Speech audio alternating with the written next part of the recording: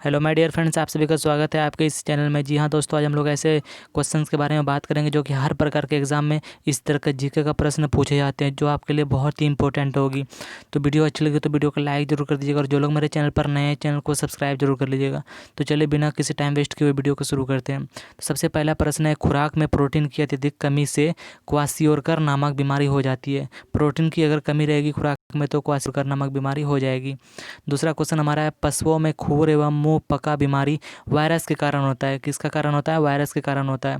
तो चलिए अब हम लोग चलते हैं तीसरे प्रश्न की ओर। तीसरा प्रश्न जो है हमारा, उत्परिवर्तन के द्वारा नए जीवों की उत्पत्ति का सिद्धांत किसने दिया था? ह्यूगो डी व्रीज ने दिया था इसका सिद्धांत। अब हम लोग चौथे प्रश्न की ओर चलते हैं। सोडियम 24 वह रेडियो समस्थानिक है जिसे परिवहन तंत्र में खून के थक्के का पता लगाने के लिए उपयोग किया जाता है। सोडियम 20 का उपयोग किसके लिए किया जाता है? खून के थक्के का पता लगाने के लिए किया जाता है। और अगला प्रश्न जो है वो है, मधुमक्खियाँ बारूदी सुरंगों का पता लगाने के लिए उपयोगी होता है। तो ये मधुमक्खी हमारे किस लिए उपयोगी होता है? बारूदी सुरंग का पता लगाने के लिए उपयोगी होता है। और जो है हमारा प्रश्न, शहद का मुख्य घटक क्या होता है? फ्रुक्टोज और ग्लूकोज होता है। और जीन गुणसूत्रों में होते हैं। जीन कहाँ पाए जाते हैं? गुणसूत्रों में पाए जाते हैं। और विटामिन B12 जो होता है उसका रासायनिक नाम है साइनोकोबालामिन में कोबाल्ट पाया जाता है। B12 में क्या पाया जाता है? कोबाल्ट पाया जाता है। ये प्रश्न बहुत ही इंपॉर्टेंट है। और अगला प्रश्न है, कैल्सिफेरॉल तथा डी पेंथानोल विटामिन डी के प्रकार है। ये दोनों क्या है? विटामिन डी के प्रकार है। और अगला प्रश्न है, मनुष्य के गुणसूत्रों की संख्या 46 है, यानी 23 जोड़ी गुणसूत्र मनुष्य में पाए जाते हैं। अब अगला प्रश्न है हमारा, हेपेटाइटिस बी वायरस पीलिया यानी जॉन्डिस रोग के लिए जिम्मेदार है। ठीक है, पीलिया लीवर की बीमारी है। क्या है? पीलिया एक लीवर की बीमारी है। ओरल रिहाइड्रेशन सॉल्यूशन यानी ORS घोल जो होता है उसका प्रयोग किस में किया जाता है? दस्त और डिहाइड्रेशन में किया जाता है। तो ये हमारे लिए जानना बहुत ही ज़रूरी है। अब अगला प्रश्न हम लोग जानेंगे, इंसुलिन अग्न्याशय में बनता है जो रक्त शर्करा को पचाने में सहायक होता है। इंसुलिन कहाँ बनता है? अग्न्याशय में बनता है, जो कि रक्त शर्करा को पचाने में उसकी मदद करता है।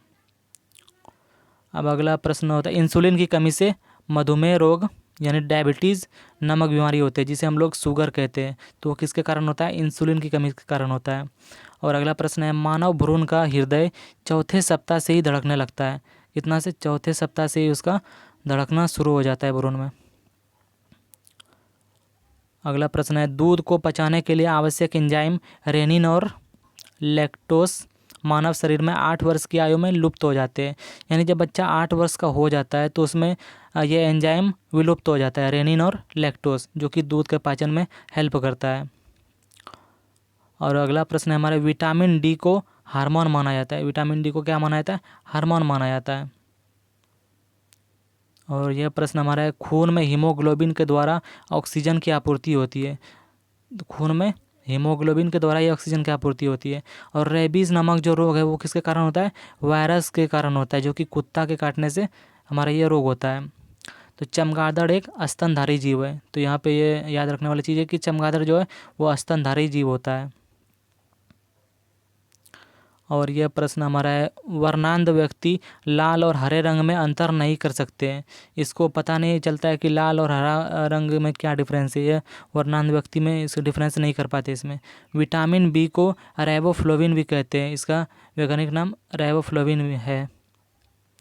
और मलेरिया जो रोग होता है वो किसके कारण होता है? प्लाज्मोडियम वायरस के कारण होता है ये मलेरिया। और मनुष्य के शरीर में इनेमल सबसे कठोर हिस्सा होता है। मनुष्य के शरीर में सबसे कठोर भाग कहाँ होता है? इनेमल होता है, जो कि मतलब दांत में पाए जाते हैं। अब यह प्रश्न हमारा, एक सेल्यूलोज कोशिका भित्ति का मुख्य घटक होता है। सेल्यूलोज क्या होता है? कोशिका भित्ति यानी सेल वॉल का मुख्य घटक होता है। और डॉक्टर क्रिश्चियन बर्नार्ड ने सबसे पहले ओपन हार्ट सर्जरी किया था। हार्ट का सर्जरी इसी ने सबसे पहले किया था, क्रिश्चियन बर्नार्ड ने। ठीक है, अब अगले प्रश्न हम लोग देखते हैं क्या है। जैविक विकासवाद का सिद्धांत चार्ल्स डार्विन ने दिया था। यानी विकासवाद का सिद्धांत किसने दिया था? डार्विन ने, जिसका पूरा नाम था चार्ल्स डार्विन। ठीक है, और यह प्रश्न है हमारा, भैंस के दूध में वसा की औसत मात्रा 7.2% होती है, जबकि गाय के दूध में 3 से 7% वसा होती है। तो सबसे ज़्यादा किसमें होता है? भैंस के दूध में वसा का मात्रा ज़्यादा होता है, 7%।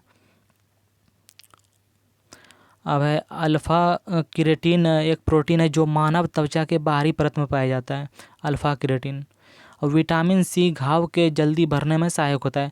अगर हमारे शरीर में विटामिन सी प्रचुर मात्रा में रहेगा तो वो, अगर किसी जगह घाव रहेगा तो वो जल्दी ही भर जाएगा कम समय में। और अगला प्रश्न जो है हमारा, प्लाज्मा प्रोटीन का संश्लेषण यकृत में होता है। प्लाज्मा प्रोटीन का संश्लेषण कहाँ होता है? यकृत यानी लीवर में होता है। और लाल रक्त कणिकाओं का निर्माण यानी आरबीसी का निर्माण अस्थि मज्जा में होता है। बोन मैरो जो होता है उसी में आरबीसी का निर्माण होता है। अब यह प्रश्न हमारा है, पाचन के दौरान स्टार्च को माल्टोज में एमाइलेज नामक एंजाइम बदलता है। एमाइलेज नामक जो एंजाइम है यही स्टार्च को माल्टोज में बदलने का काम करता है। और रक्त की अशुद्धि को किडनी छानकर अलग करती है। किडनी जो होता है वो रक्त में जो अशुद्धि पाया जाता है उसको छानकर अलग करता है।